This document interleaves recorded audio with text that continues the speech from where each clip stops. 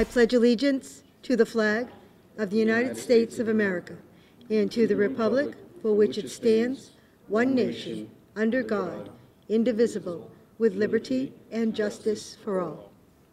Order, on. Hold guard, post. Detail. Right, face. Forward, march.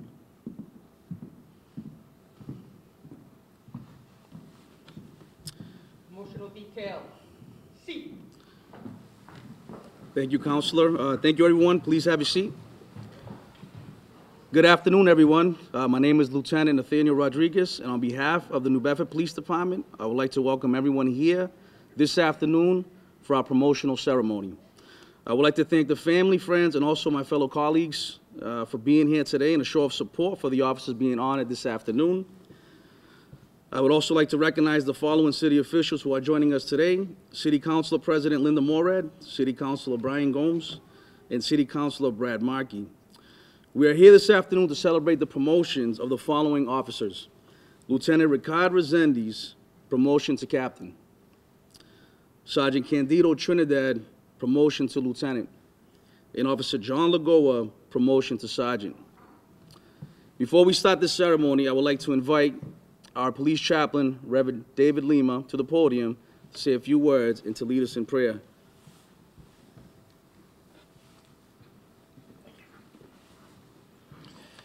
Good afternoon, everybody. The promotional ceremony is an important thing. Ceremonies in and of themselves is an announcement to the community that there is something special to be recognized. Promotions of themselves are very important, not just because of status in the department or anything else, but it's recognition of hard work and dedication, a recognition of leadership. It takes initiative to want to better yourself, and it takes initiative and desire for responsibility and accountability to actually want to have a position where you have to lead others. It's saying that I don't want to just talk about what change might happen, but I want to help lead that change. And so I commend those that are being promoted today. And I'm sorry I missed last week's ceremony, but I know that Reverend Cedarberg did an ample job. And I would hope that I can do the same. So let's bow our head in prayer, please.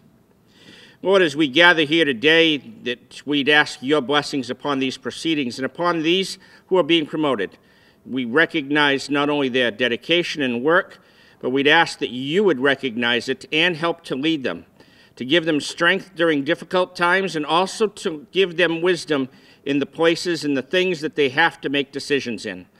To be able to relate to those that and always remember that those that serve for them and under them, and they have responsibility for, that they would remember the same way that they serve others.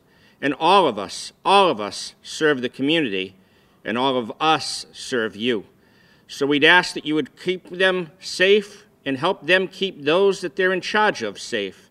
And Lord, we'd ask your blessings not only on these proceedings, but on their future and ours.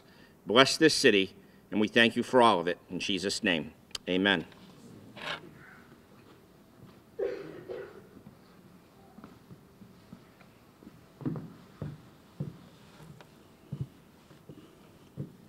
Reverend Lima, thank you. I would like to now invite City Councilor Brian Gomes to the podium to say a few words.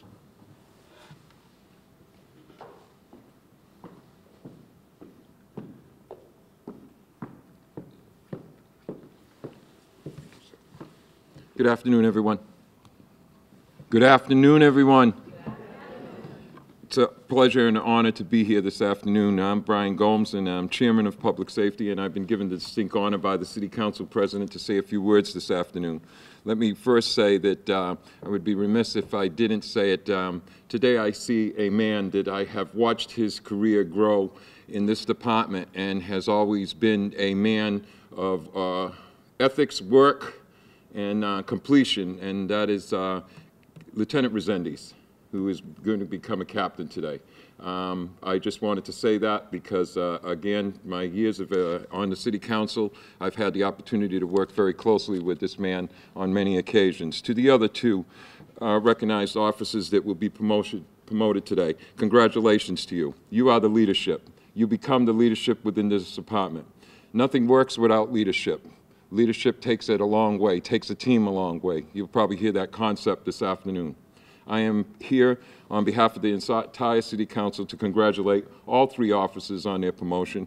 Ask the good Lord to bless them, ask them to keep our streets safe, ask them to take their duties very seriously, and those that they are under them to make them the best that they can be. God bless you all, and congratulations. Thank you.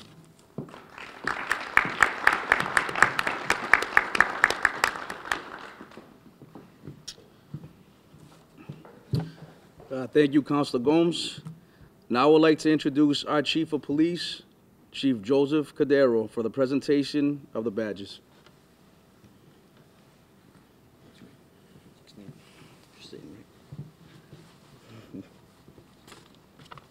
Well, good afternoon, and welcome to our 7th promotional pinning ceremony. I don't know if you can hear me or not. Can you hear me? Yeah? Okay, thanks. First of all, I'd like to welcome City Councilor Brian Gomes, City Councilor Linda Morad, City Councilor Markey, and of course all the other City Council. I know they're here in mind and heart, and we've been very supportive of our department, and I'm very grateful for that. The Mayor Mitchell, who could not be here today, I know he sends his congratulations to our 3 honorees today. I know he would be here if he could, but he has a couple of representatives, Christine and Kat from his office. Welcome. I'd like to welcome the family, especially this is a wonderful day for you and your loved ones. You've seen them struggle and work hard to get here, and it's here. None of us knew a week ago, when we were here a week ago for the promotion, that we'd be here a week later. So you never know what life's going to throw at you, but we are very grateful that we are here a week later. So congratulations to you as well. I thank you for all your support of all 3, and I also thank you for your continued support. It's a tough job they're going to be doing. It's been a job they've been doing right along, but when you go to the next level, it comes on with an additional burden and responsibility. And I'm sure they're going to lean on you for that. So thank you. To the 3, soon-to-be Captain Resendiz, Lieutenant Trinidad, and Sergeant Lagoa, congratulations. You've worked hard. I think you're just as surprised as I was to be here from a week ago. None of us really knew this is the way it would be, but we are here and it's for a reason. I believe that life is part of it is destiny, and things just happen the way they're supposed to happen, and that's why we're here today. And the good Lord puts us in places where He needs us, and I know you guys are going to be going to where you need to be. So I don't hold this up too long. I will try to be briefer than what I've been in the past, and Lieutenant Aguiar told me to come up with some new material, so I'm going to try, Bobby. It's hard.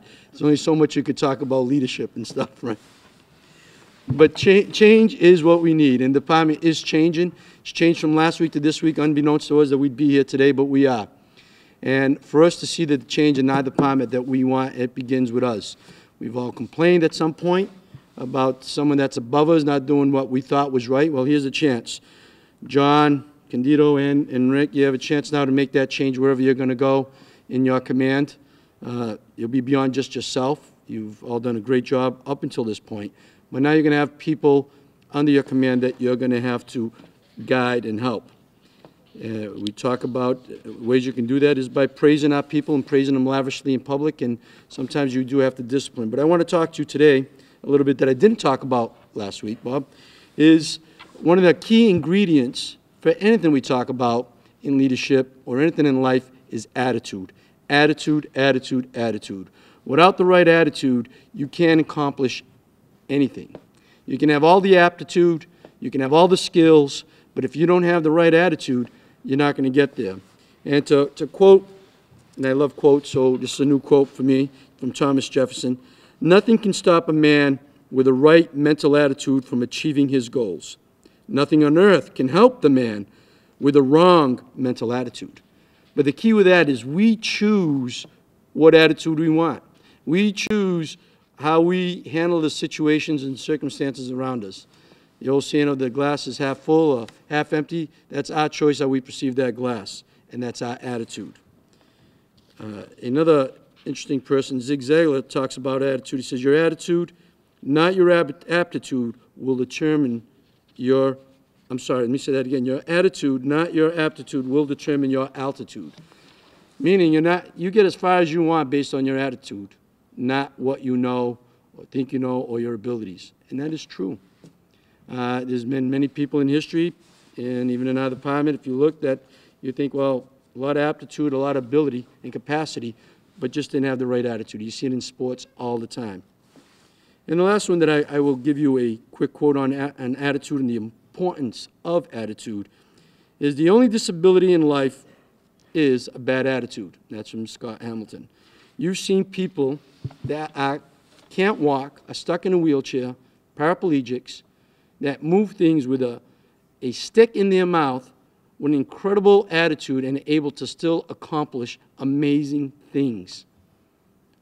The only thing that they don't have that's a handicap for them, they have a good attitude.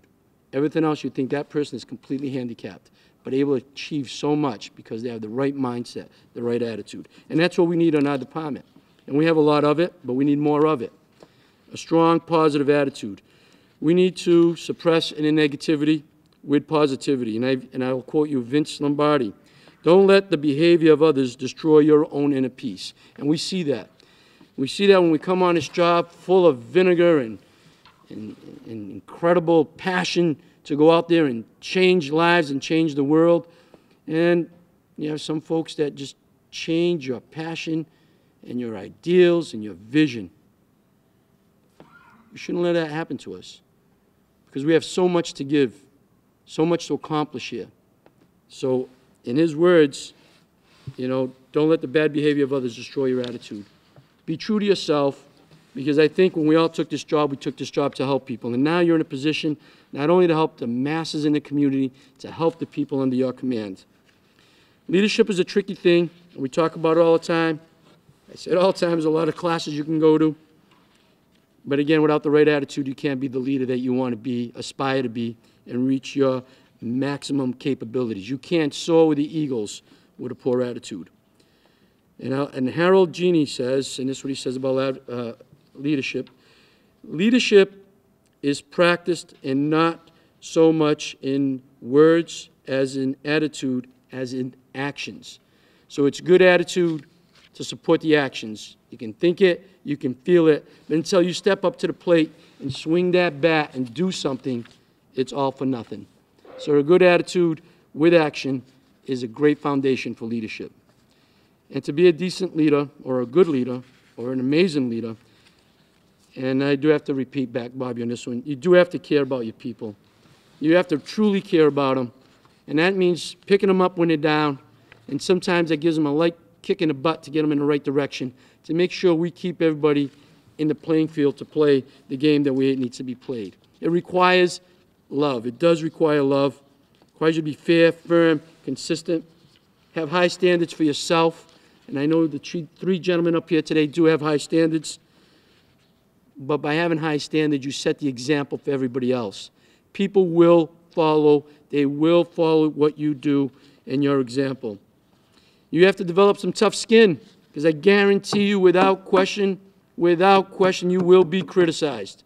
More by your peers than anybody else. That's the world we live in. The public, I think they're very sympathetic and empathetic to the work we do, but sometimes our biggest critics are from the inside. But tough skin with a good attitude and stay your focus on your vision, and more importantly, true to yourself, you will not be sidetracked by criticism. And in the end, we can't do nothing without relationship building. That's internally and externally. When I talk about caring for your people, the people under you, have to have relationships with them. That means talking to them every day when you come in at roll call or during the shift. You shouldn't just see them at the beginning of your shift and at the end of your shift. Get to know your people. Get to know what's going on in their life. The good stuff, the bad stuff. Maybe their child is playing in a little league, just got accepted into all-star team, whatever it is. Be involved with your teammates every day, not at the beginning, at the end of your shift. The more you get to know them, you will appreciate what they have going on in their life. You can help them, and they will help you. It's about relationships. Stay focused on your goal And motivating your people means motivating yourself every day. It's not easy. I get it. It's a tough job. There are days it can get outright depressing when you're doing the best you can and you go to court and they're letting people out after you're doing some serious hard work. I get it. It's hard to see people that are suffering out there and you want to do more, but your hands are tied by the law or rules and regulations. It's frustrating. But you got to motivate yourself because, as I said last week, and I will repeat myself, that little old lady that we had in our station a couple of months ago was 70-plus years old, was being taunted by a bunch of thugs on her street. Depends on you and me and the people in the RA team to get them out there, keep them motivated, keep them focused, and everybody working together. And that's dependent on you now as a leader. The quality of a leader is reflected in the standards that you set for themselves. And that was by Ray Kane. And the last quote I think I'm going to give you today, and I've given it before, and I think it's important, by Mitt Romney. Leadership is about taking responsibility, not making excuses. There's plenty of people making a bunch of excuses. We're not getting paid enough, we didn't get a raise, the contract hasn't been completed, that guy goes let out of jail, nobody cares. Look what happened in some other state. In Baltimore, those cops are being prosecuted. No, forget about excuses. Let's do what is right. Do what's right for yourself, for your family, your friends, and this community. Excuses, they're cheap. Strong leadership, hard to find. Courage, well, you took this job because you're courageous, and I'll talk about some of the courageous things some of you have done. So I know you got courage, but it takes courage to do that. It takes courage to face that negativity internally and externally, turn it into positive. And the last few things I'll talk about real quick is failure, because I talk about it all the time. Don't be afraid to fail. Failure is a stepping stone to success. I can tell you, we're here to help you. The deputy chief, myself, the captains behind you, lieutenants, your sergeant, we're one big team. We're here to help you. We're here to help you, guide you, to support you when you do make a mistake, learn from them. The thing is, if you continue to make a mistake over and over, then it's no longer a mistake. Now that becomes a decision. If you decide to continue to be negative, then that's a decision. If you decide to do the wrong thing all the time and you didn't learn the last 4 times, then that's a decision. When you make a mistake, learn from it, be a better person, grow from it, because that's how we grow and become better individually and collectively as a team and as a department. I know this city loves us. The public absolutely has an outpouring of love and caring for us. And we need to do the same. I ask you to continue with our community policing philosophy. As I said about that little old lady, and there's many others, they depend on us. They depend on us to solve problems, not just to go to a call and leave. They depend on us to help them beyond our time there, for us to try to figure out what else we can do beyond just putting handcuffs on people, bring them to court, or issuing a ticket. It requires to find out what's important to the people in our community. At the end of the day, we are public servants. We serve the public. They pay our paychecks, and we are grateful for it. And we'll get a lot of gratitude. I promise you, you'll get a lot of gratitude when you start to help people more and more and more. You will see it, you will feel it, and this city becomes a better place. And you yourself will be a better person for it, and the people under your command will be happier coming to work because they'll be accomplishing goals and our visions and feel good about helping people, including each other. So, maybe I was a little longer-winded than I wanted to be, so let's proceed on to the promotional piece of this, and that's why we're all here. First of all, I'd like to talk a little bit about Lieutenant Ricardo Rosende, soon to become captain. I think there is no question in anyone's mind, and I would like to echo Councilor Gomes, a very deserving man, an incredible work ethic. He was doing a job of 3 people for the longest time. Never once complained. Not once. Talk about a good attitude. That's a good attitude. A man of strong integrity, conscience, and a family man, and I know he's a man of strong religious foundation. I have an immense appreciation and gratitude for you, Rick. I really do. Let me run a little bit about Rick. He came on to the department in 1989, graduated, went to Station 2, worked in uniform for several years, mostly in the North End. In 2000, he was promoted to sergeant. worked in a few uniformed positions, and he went to 3rd District Court in 2001 as our liaison there to the court, was promoted in 2007 to lieutenant, worked in uniform division as a platoon commander until 2009. He was assigned to the research and development as our training officer, and he ran the administrative services, which is now run by a captain and a lieutenant. He was doing a job of 2, if not 3 people. And responsible for a majority of all our background investigations for police officers, cadets, dispatchers, payroll, training all our 911 people, an immense job. Worked long hours, and I'm sure he took from his family many times. And we're grateful. In October of 2017, he came over and became the administrative assistant to the chief in my office. Had I known he was going to have been promoted, we would have just left him where he was. We wouldn't have had all this shifting, but we're still grateful for that short time that he served with us in the office, and today he will be promoted to captain. In 1992, he received a letter of commendation from Sheriff Thomas Hodgson and Counselor at Large for arresting of 11 members of the Union Street Posse. In April of '92, he received a life-saving award, responded to the scene of a fire on Bentley Street, and assisted in leading several individuals to safety. Assisted in 1994, he received a commendation for assisted a woman having a severe asthma attack on Phillips Road. In 1995, a thank you from the Southeastern Massachusetts Portuguese Providers Input on Domestic Violence Issues. And in 2000, he assisted a motorist with a flat tire on Route 140 while on off-duty and received a letter of commendation for that. And in September of 2017, I am very proud to say that I had the opportunity to award him the Chief's Award. Without question, Rick, I am very proud to be the chief that promotes you today. And we move on to soon-to-be Lieutenant Contego Trinidad. Came on the department in 2004, served in the uniform division for several years until 2007, where he was served as a detective in our Organized Intelligence Bureau, which is our narcotics unit. Until 2011, he came out to the uniform division. Until 2012, a few years later, he returned to OCIB, was promoted in 2014 to sergeant. And in 2014, he was in communications as a communications sergeant, remained there for a while, went to uniform division, did a little bouncing there, and in September 11 of 2016, was assigned to the Port Authority as the commander of that unit.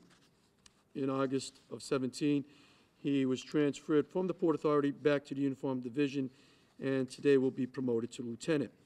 In 2005, he received a certificate of commendation, City of New Bedford, for further public safety. In June 20th, 2005, a thank you from Cove Street Neighborhood Association Family Fun Day.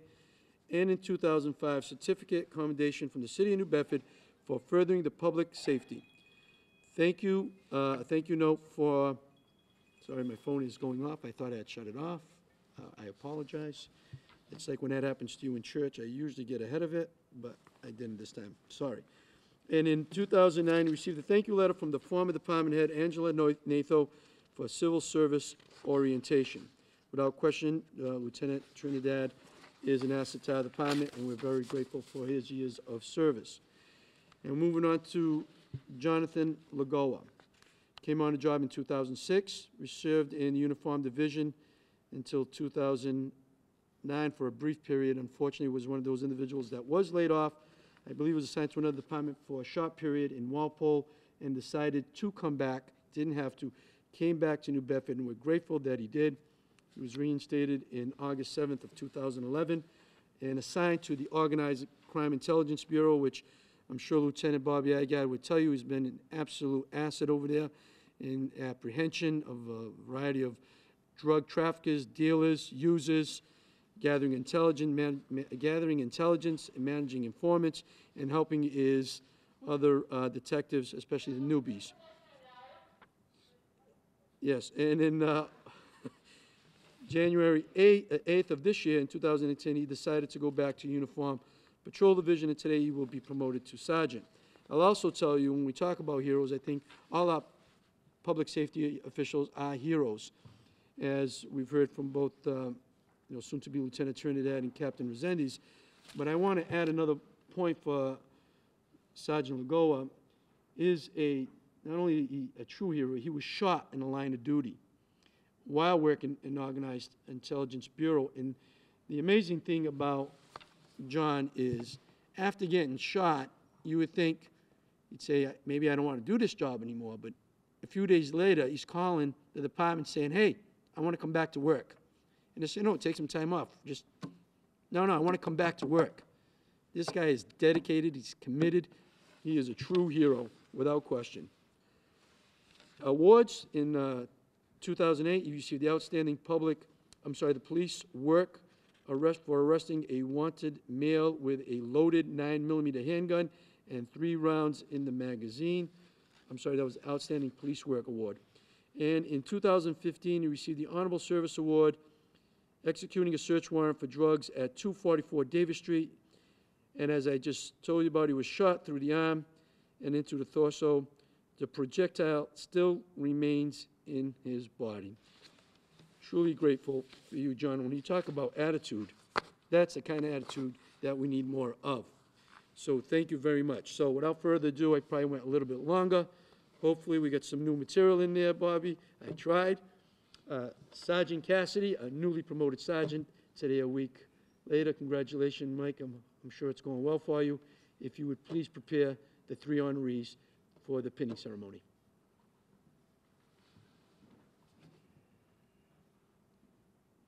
Captain Ricard Resendiz, Militant.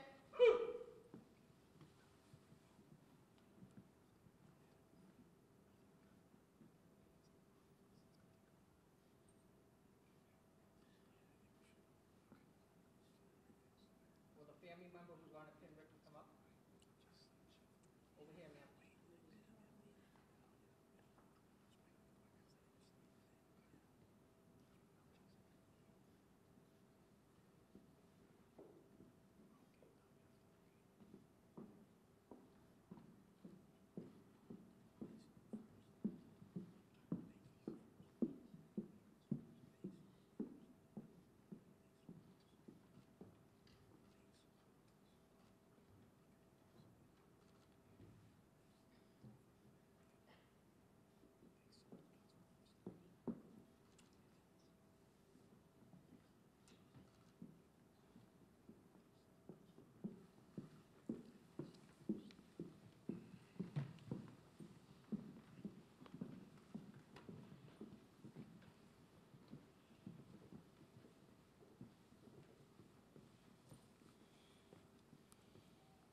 Lieutenant Candido Trinidad.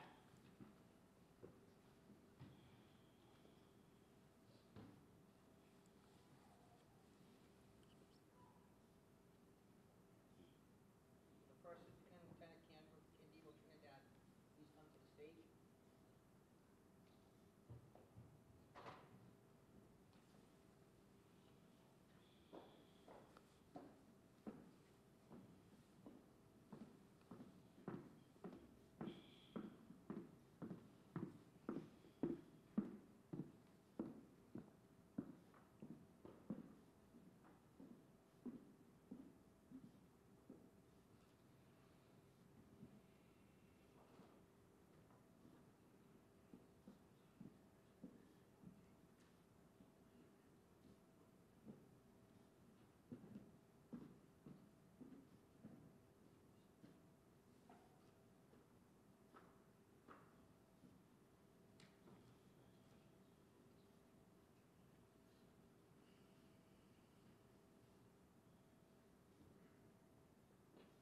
Sergeant Johnathan Lagoa, 10.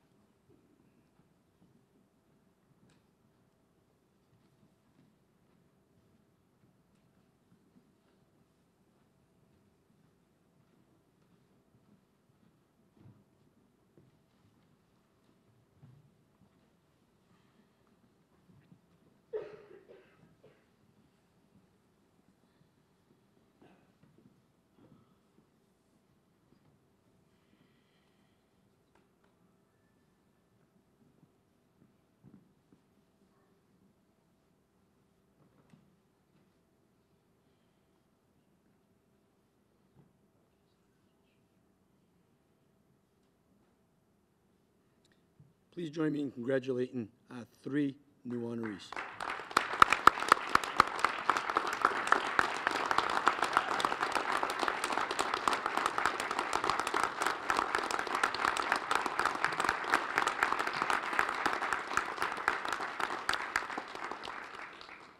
Functional detail C.